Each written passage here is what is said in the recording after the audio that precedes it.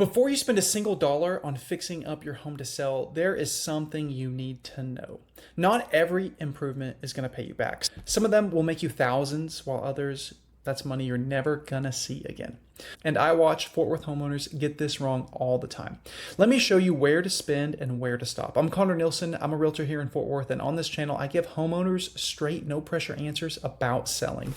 Let's get into it. Here's the mistake I see most. Somebody decides to sell, they panic a little bit, and they start pouring money into a house. New countertops, a bathroom remodel, big ticket stuff, and all of it under the assumption that it comes back to them at the closing table. A lot of the time, it just doesn't. You can spend $20,000 on a project and maybe add $8,000 to your sell price. That math does not work, or as I like to say, that math ain't mathin'.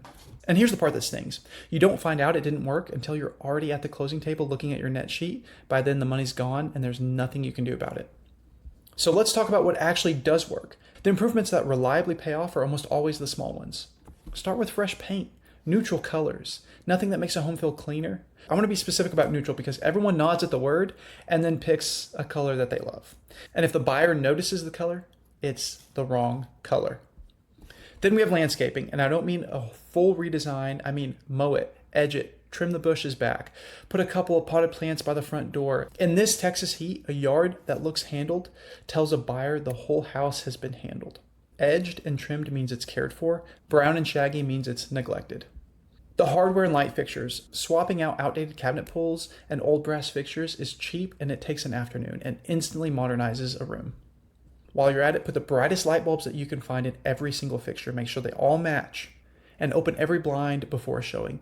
Light is free, and it's the most underrated thing that you can do to a house. Then the one that nobody wants to talk about, smell. Smell your own home. Your dog, your last 4 dinners, the closed up guest room. All that's invisible to you and completely obvious to someone walking in for the first time. Ask a friend who doesn't live there and be honest with you. Then handle it at the source, which usually means carpet and soft surfaces, not plugging in an air freshener or lighting a candle. A house that smells like vanilla cover-up tells the buyer you're hiding something. And then a deep professional clean, and I mean spotless, not tidy, spotless. Windows, baseboards, inside the oven, the corners that nobody looks at until they're deciding whether to spend $400,000 on your home. Notice the theme here: small money, big first impressions. None of that is a renovation. All of that is making a home feel cared for. Buyers pay for the feeling that a home has been loved. Those are the cheapest ways to signal it. Now here's the other side. The stuff to stop yourself from doing. Major kitchen or bathroom remodels before you list. You'll spend a fortune, it'll take weeks to get done, and the buyer may not even like the finishes that you pick out. High-end finishes in general. You're gambling that a stranger shares your taste. Taste is personal. Builder grade but clean beats expensive but not my taste every single time. Same idea with anything that trades a bedroom for a specialized space. The home gym, the media room, the office, where the 4th bedroom used to be. Bedroom count is how buyers search. Turn it back to a bedroom. Then the big one, anything that makes your home the most expensive one on the block.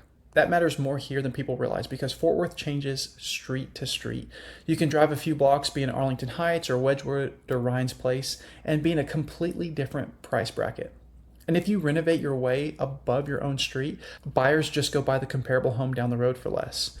You price yourself out of your own neighborhood, and no amount of finished quality can fix that. Now let me answer the question I get right after this one every single time. What about the stuff that's actually broken? That's a complete different category, and people mix those up too constantly. A repair is not an upgrade. Upgrades are optional. Repairs are going to come up whether you deal with them or not, because the buyer's bringing in an inspector, and that inspector is paid to find things. Around here, that usually means 3 things.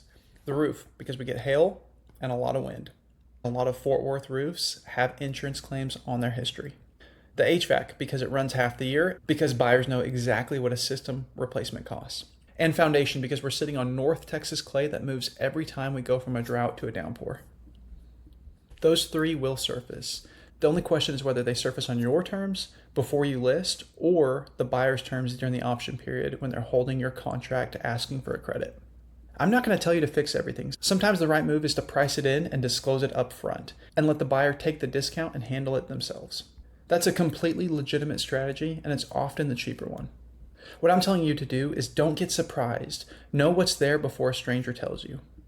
And if you're going to do one thing bigger than paint and hardware, in most homes it's flooring. Worn carpet is the one thing buyers generally cannot see past. They walk in, they see it, and they stop imagining themselves living there. That one has a better track record than almost any other mid-tier project. So how do you know which bucket something falls in? Here's the rule. The goal is not to renovate your home. The goal is to make it feel clean, cared for, and move-in ready. If a project does just that cheaply, do it. If it's a big renovation you're hoping to get back at the sale, stop, talk to somebody first. Because this is extremely home specific, and the wrong $20,000 project is the kind of mistake you cannot undo.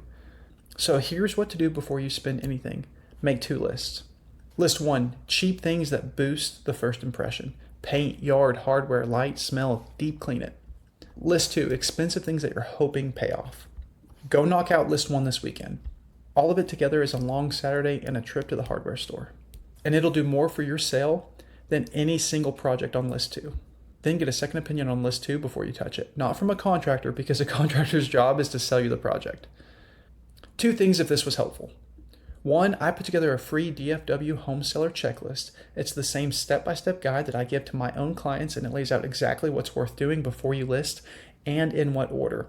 It's the first link in the description. And 2, if you've got a specific project that you're not sure about, don't guess with your own money. Reach out and I'll tell you honestly whether it's worth doing on your own home. Sometimes the answer is yes. A lot of times the answer is put the money in your pocket and sell it as it sits. Either way, it's a 5-minute conversation and it costs nothing. If this was useful, do me a favor, subscribe. Straight answers for Fort Worth sellers, no pressure ever. And drop me a comment. What's the one upgrade you're thinking about? Tell me and I'll tell you what I think. See you on the next one.